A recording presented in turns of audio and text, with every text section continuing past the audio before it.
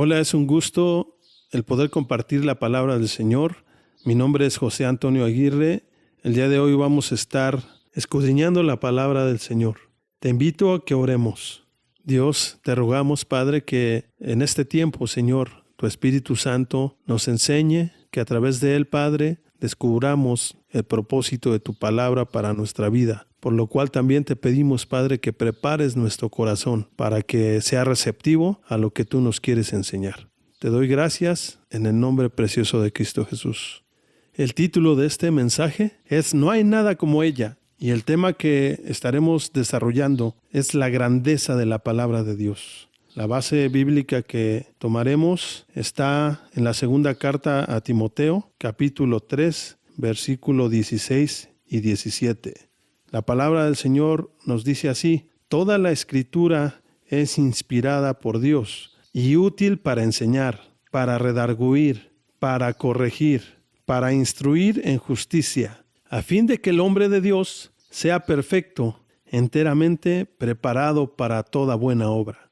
Dios inspiró, iluminó, reveló sus planes y proyectos sobre la redención, reconciliación, restauración del ser humano, de toda la naturaleza terrenal y celestial a través de la gracia de Jesucristo a sus discípulos en su palabra. Todo lo que implica conocer la voluntad de Dios, Él lo reveló a través de la Biblia, lo inspiró a través de su Espíritu Santo y lo muestra a todos aquellos que son guiados por el Espíritu. En Romanos capítulo 8, versículo 14, nos dice la palabra del Señor así: porque todos los que son guiados por el Espíritu de Dios, estos son hijos de Dios. Y en el libro de Amós, capítulo 3, versículo 7, nos dice así la palabra de Dios: porque no hará nada Jehová el Señor sin que revele su secreto a sus siervos los profetas.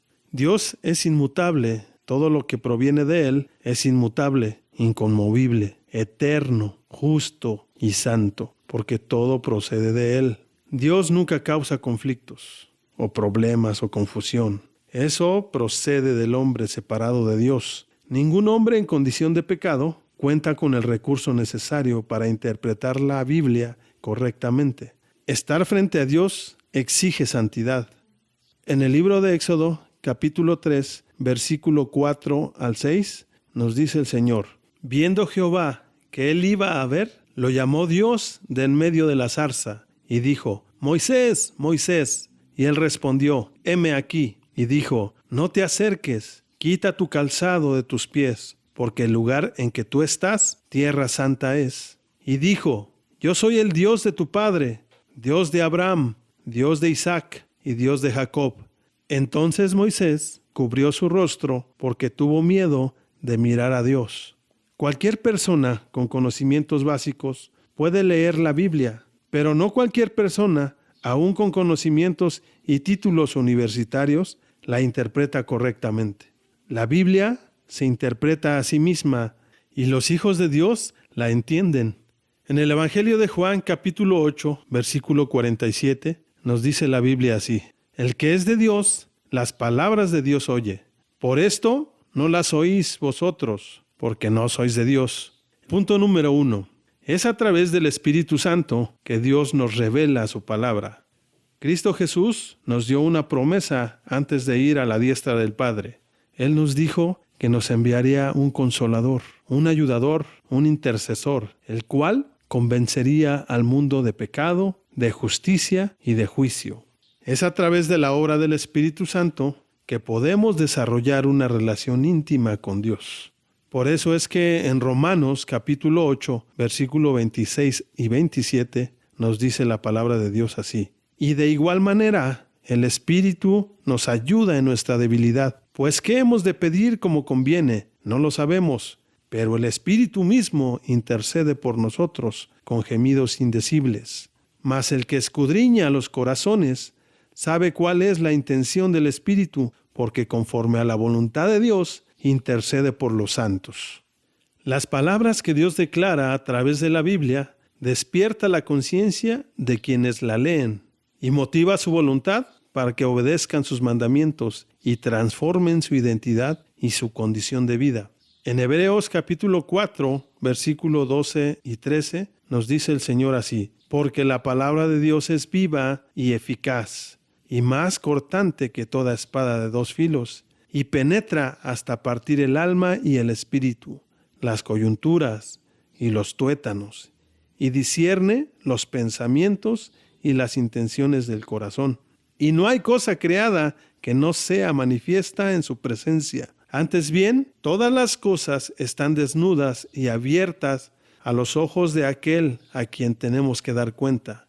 Con respeto y sencillez, somos concientizados de la batalla espiritual que día con día se da entre nuestra conciencia y nuestra voluntad. Es a través del Espíritu Santo que tenemos esos sentidos despiertos. Él nos concientiza de todo ello. Por eso el Salmo, capítulo 16, versículo 7, nos dice así: bendeciré a Jehová, que me aconseja, aún en las noches me enseña mi conciencia. Y en Romanos capítulo 13, versículo 5, dice así: por lo cual es necesario estarle sujetos, no solamente por razón del castigo, sino también por causa de la conciencia.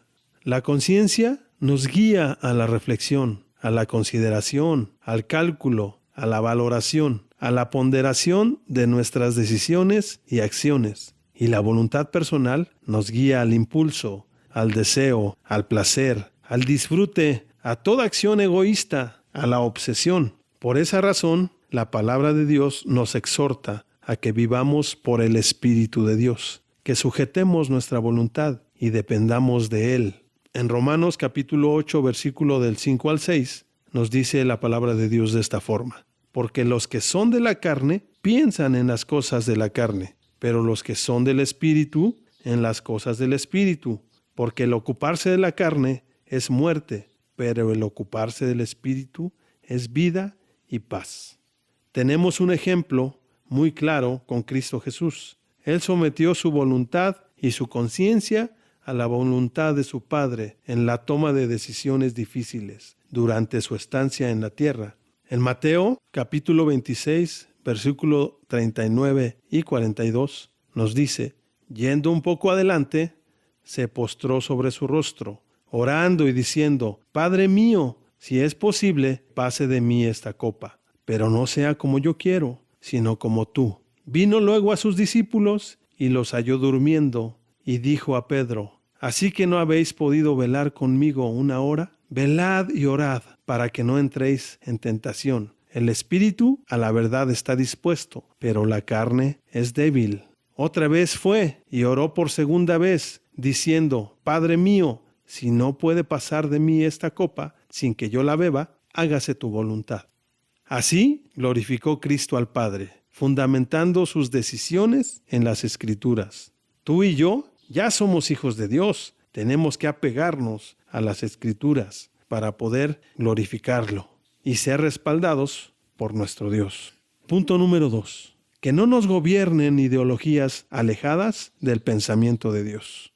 A diferencia de Jesucristo, todas las corrientes judías, los saduceos, los fariseos, los herodianos, los sacerdotes, los escribas, estaban equivocados por ignorar las Escrituras y el poder de Dios.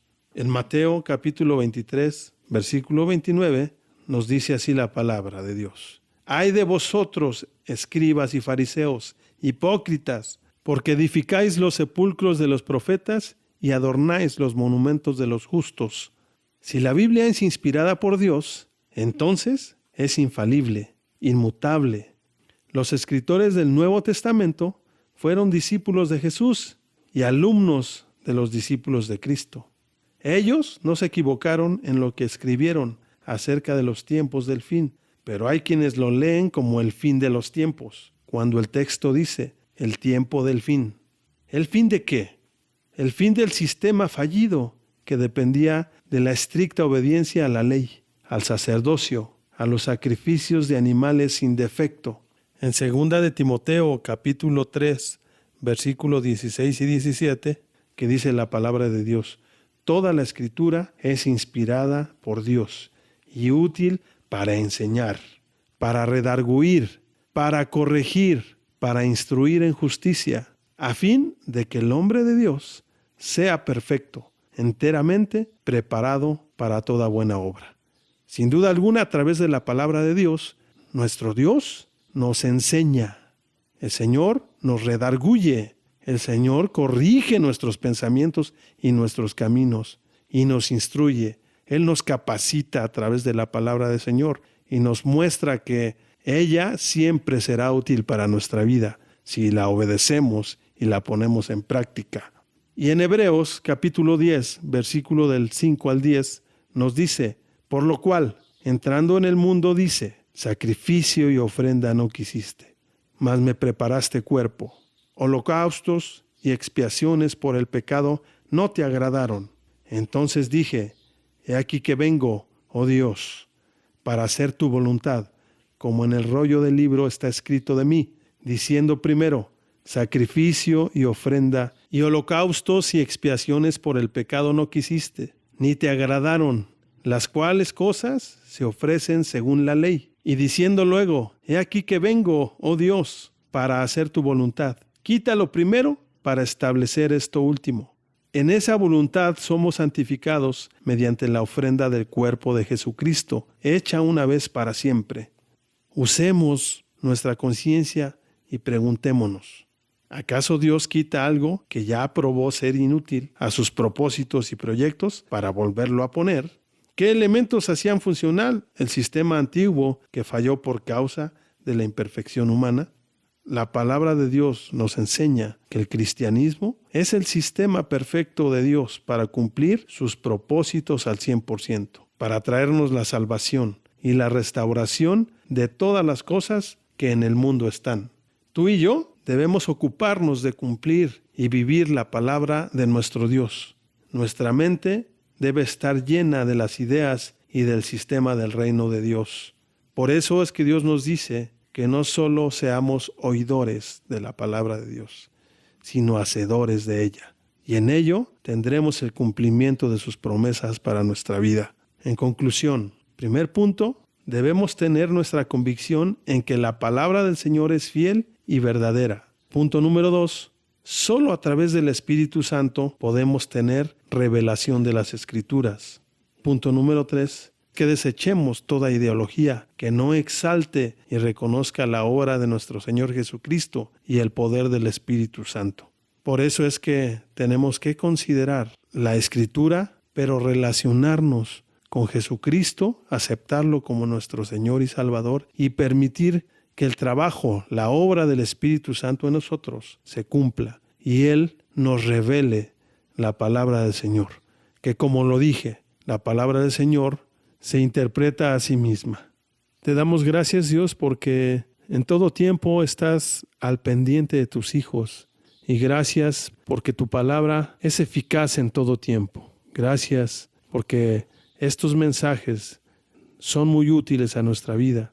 Te pedimos que nos ayudes, Padre, a hacer la práctica, a que cada día estemos considerando tu consejo, todos tus mandamientos, para que traigamos a nuestra vida bendición. Gracias por tu hermosa palabra, Señor. Gracias porque es grande, porque nos da identidad en ti. En el nombre precioso de Cristo Jesús. Amén.